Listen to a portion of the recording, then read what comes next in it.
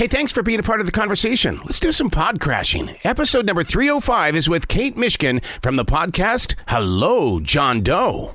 I'm doing well. How about you? Fascinated by your journey with this podcast because, hey, I'm always into how did you locate it or did it locate you? Because there's so much going on here, but yet you keep us well focused.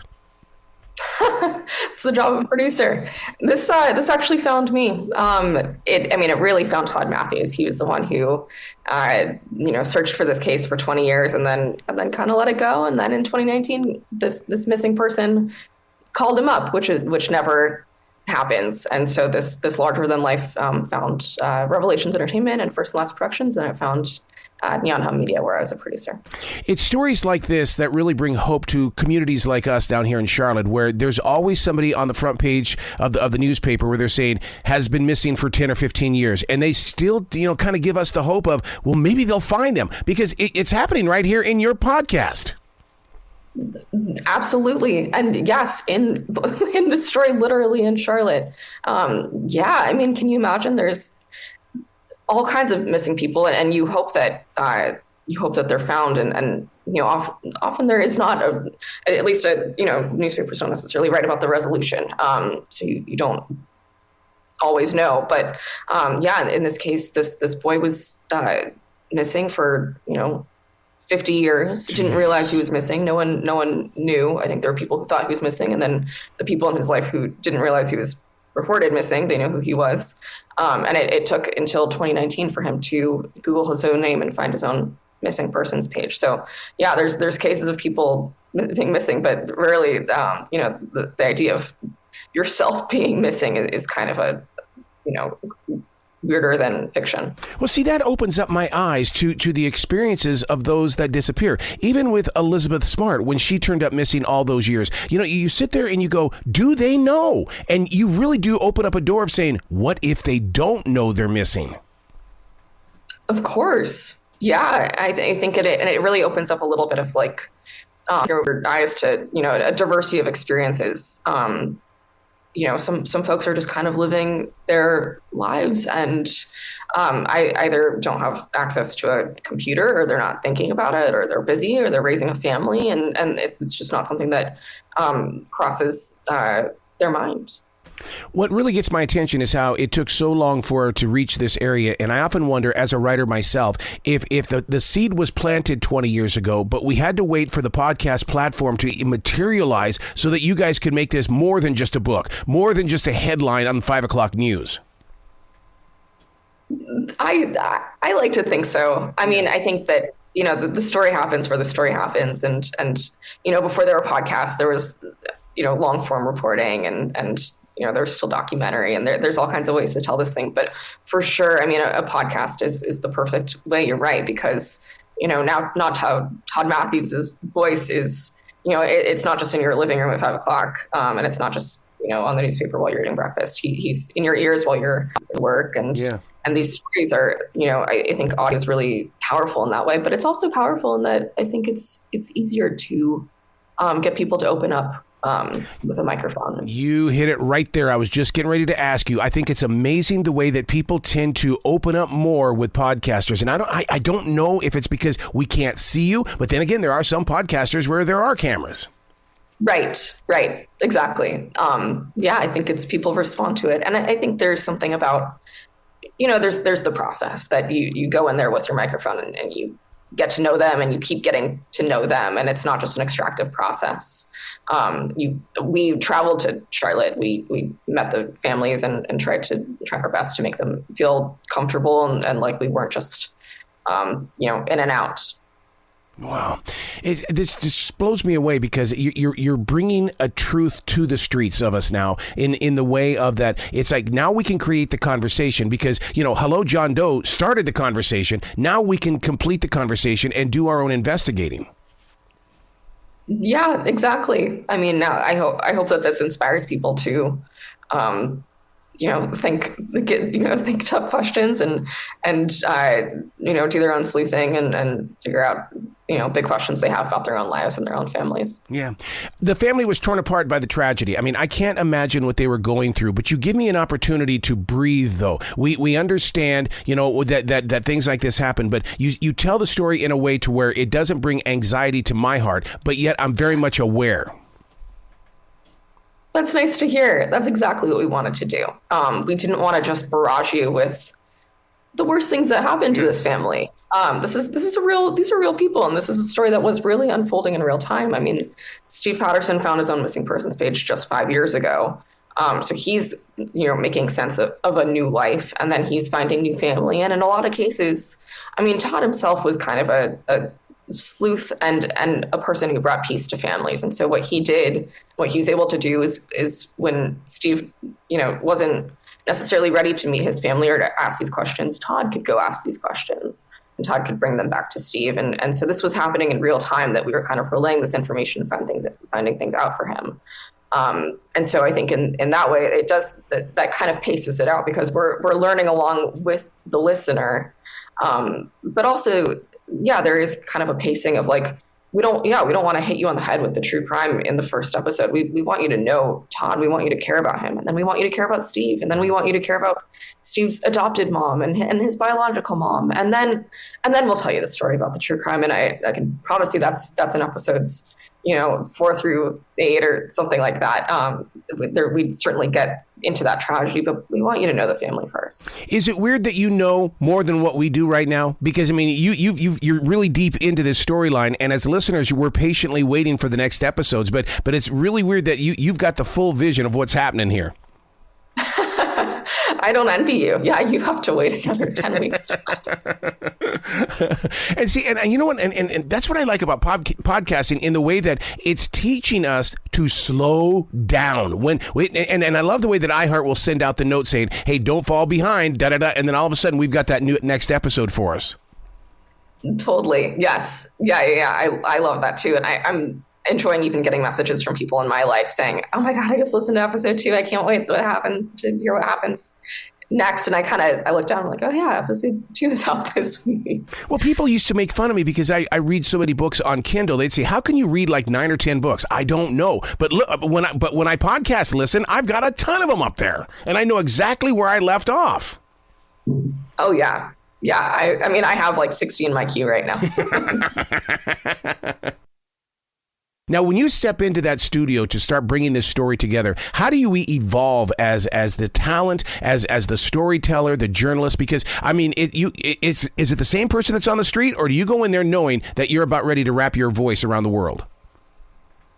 Oh, no. I mean, it's authentic to me. I'm sure a different person would treat it differently, but I come from that newspaper background. I'm not used to being necessarily on the mic or in front of a camera or anything like that. So I kind of just bring me to it. And I think Todd Matthews did the same thing. It's just like, this is who he was. And even in our process, I mean, a lot of the writing was just kind of born out of conversations that he and I had together. And that's kind of how it was scripted behind the scenes. And it's just that this is how he talks. This is authentic. We're not necessarily reading for a camera or something like that. I'm glad you brought up the writing part, because so many people, because, what are there, 10 billion podcasts these days, and people just go in there to wing it. But the writing is so important to me. It's important to you. And listeners don't understand that that's how podcasting even began. The writers started it. It wasn't the comedians. It wasn't the musicians. It was writers that started it. Yes.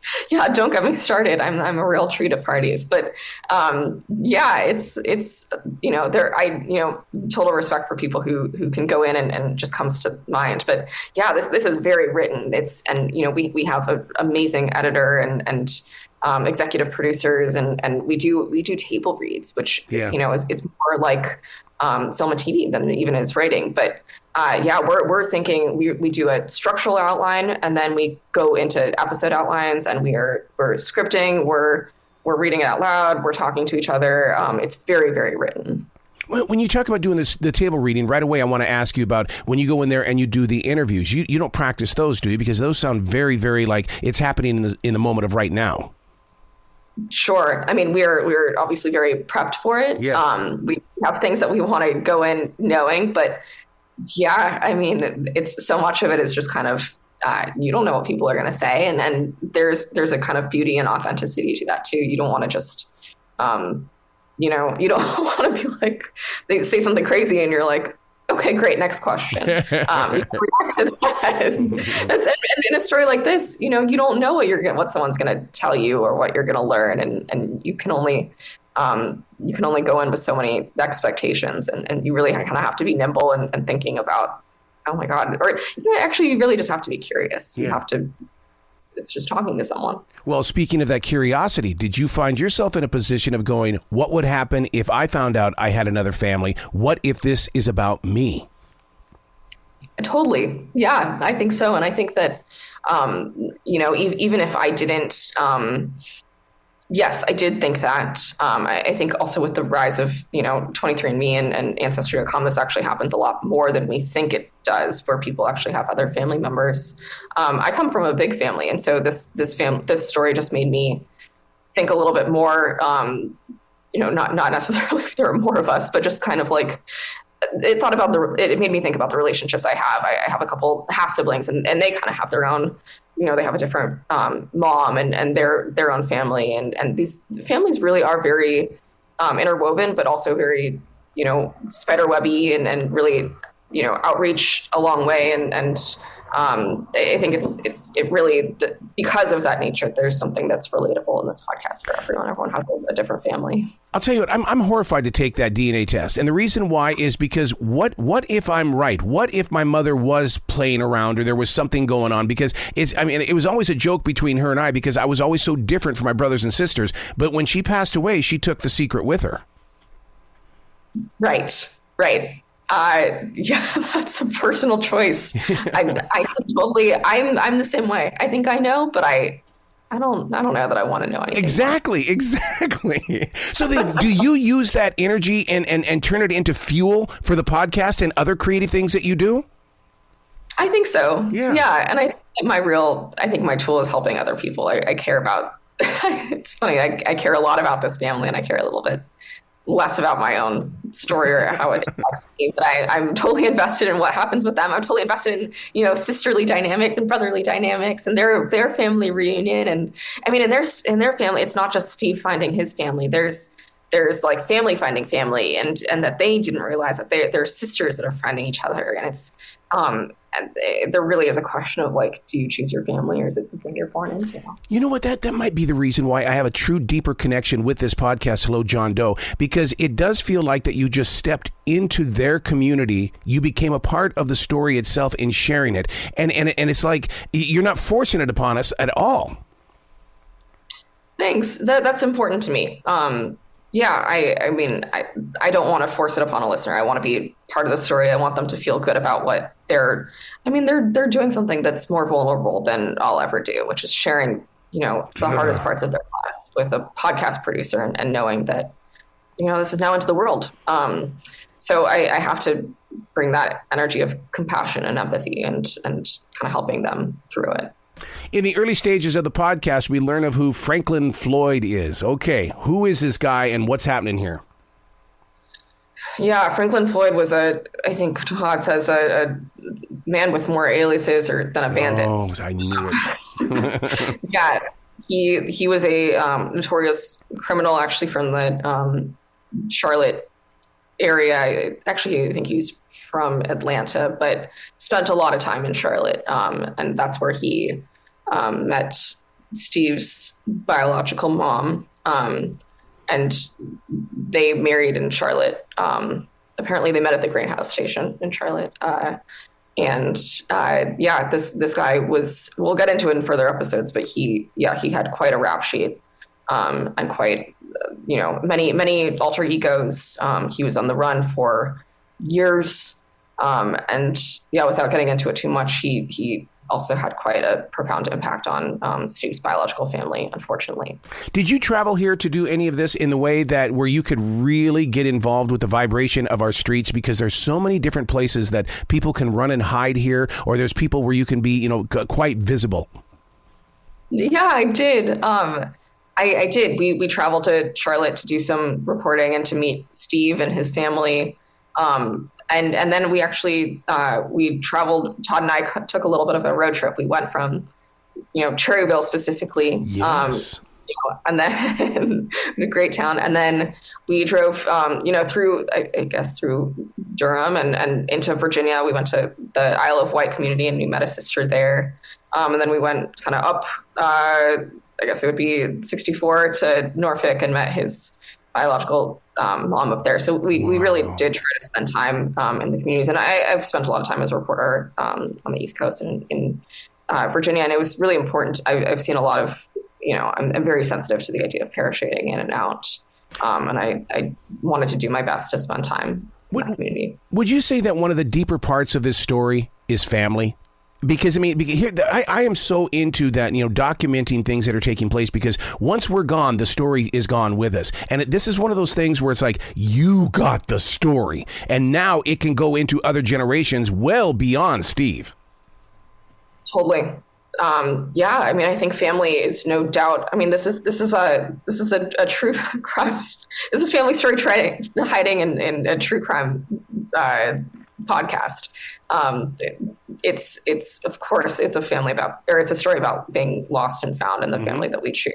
And there's themes of adoption, and there are themes of choice and a family structure and what that looks like and what we decide and et cetera. But yeah, of course. I mean, you asked earlier about the impact it has on you. Does it make me want to go take a DNA test? And I say not necessarily, but it does make me want to go record interviews with my parents. Yeah.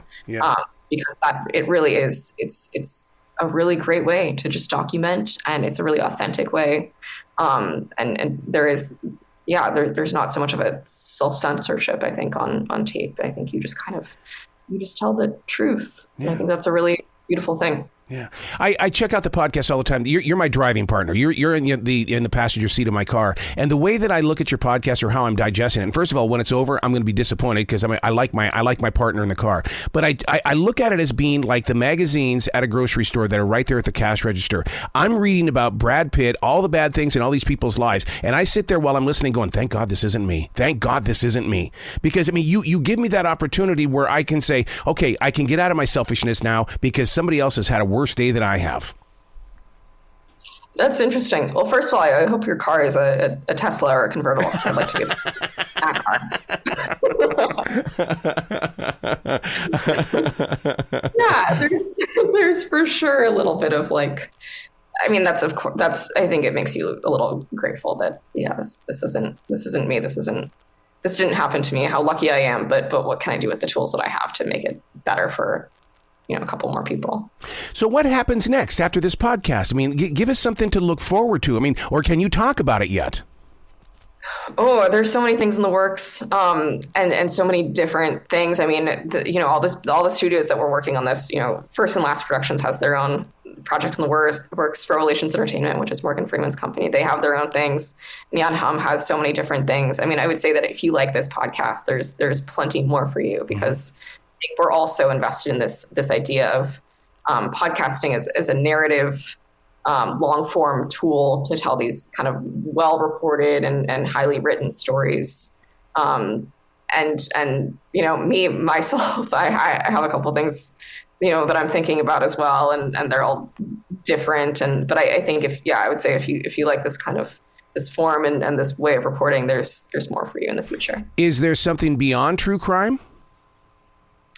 I would say so. Yeah. I would hope so. I think that true crime is great, and it's what a lot of people enjoy. But I think, there's just storytelling that I think that I enjoy, and I think there's something about podcasting. There's kind of that, a little bit of an oral history, or like a little bit of campfire stories and life histories. And I think there are stories in that vein to be told as well. Yeah, because I'll listen with people around me, and to me, it creates the conversation. And you're right about that, about storytelling, because it was Dolly Parton that said that, hey, look, a country song is nothing but a storytelling. Then just sit down and tell the story of your community and then pass it on to the other city. Oh, yeah, absolutely. And I think that's true of, anything. I always say that things like, I'm not the biggest sports fan, for example, but the right story, those are stories about people. Mm-hmm. I think anything that is about people and is well told, I'm going to listen to, I'm going to care about. Yeah. Well, I can't thank you enough for doing this podcast. First of all, it is about the community, and it's going to get people, especially in this area of the South, to really start digging in and find out more about it, because the information is there. It's just you're introducing something to us that has been off the front page for many years. Well, thanks for saying that. Appreciate it. Excellent. Please come back to this show anytime in the future, Kate. The door is always going to be open for you. Thank you. Thanks so much. Well, you be brilliant, okay? Ditto. Thanks so much. This is really fun.